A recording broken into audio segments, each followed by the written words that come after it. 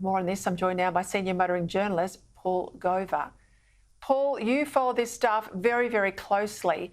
Is it fair to say that there's a gap between political expectation and consumer reality here?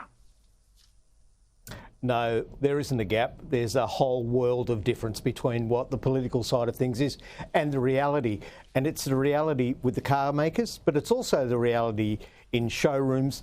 And it's happening around the world now. A lot of early adopters jumped in with electric cars, and now the heat's coming out in Europe, the heat's coming out in America. Australia hasn't even got started yet. We're still on the back burner. Well, what did you make of the admission from Toyota? I mean, they're pretty bullish in the past, but this is their chairman saying they don't think they'll get beyond 30% of market share. Well, Toyota, of all the brands, has a multi-stream approach to this. They've been looking at conventional combustion engines. They're very, very big globally on hybrids, and they've put a lot of effort into hybrids. They're looking at hydrogen power, and they're also looking at electrification. Now, if you look at Akio Toyoda, it admits he's a car guy. He admits that he's got 5 million people working for him around the world, and they want to keep making the technology that they know. But you've only got to look at the showroom results in Australia. Last year, everybody in the EV side will tell you how demand was rampant and huge percentage increase. Still only 7.8% of the total sales in Australia were battery electric vehicles. Even in the big, I mean, everybody talks about Norway, which is the outlier for the whole thing. Norway is the exception, not the rule. Even in the USA and a lot of European countries, they're barely into double digits on electrification. The boss of Porsche last week said he thinks that the EU is going to wind back on their mandate banning the sale of combustion engines in 2035. He thinks it's going to be wound back because the demand just isn't there.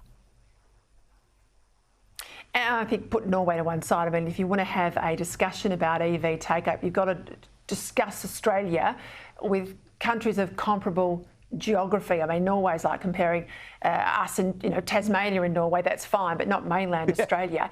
Yeah. What are people saying is the impediment to going electric? What is the reason why consumers don't want electric? Okay, interestingly, it's the same in Australia from day one, same 3 impediments that they're now talking about in Europe that softened demand over there, and it's softened in the USA. The first one is they cost too much. To get in a battery electric car that'll do the same job as a combustion car, in some cases you're talking nearly double the price. Second thing is is infrastructure. Where do you charge the thing? How do you charge the thing? Now, in Australia, we've got huge distances. And in fact, a colleague of mine, a guy called Albors Fala, last week drove from Sydney to Brisbane. It took him over 12 hours and he had to stop 5 times with an electric car. The infrastructure is just not there. And the third thing is government incentives. As soon as they take the incentive off in other countries, demand falls. So there are people who will buy when there's an incentive, but when the incentive comes away, the demand dries up.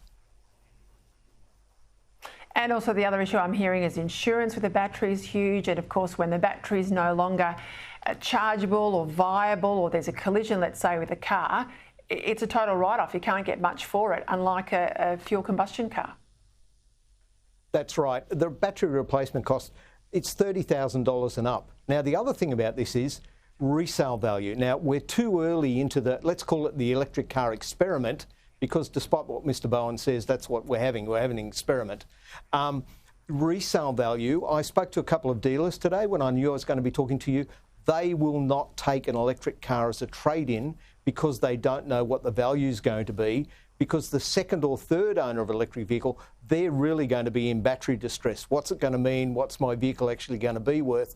And so I know dealers who just won't trade the cars in. They're not interested in them as second-hand stock. What a reality check. I tell you, Paul, thank you so much for coming on tonight.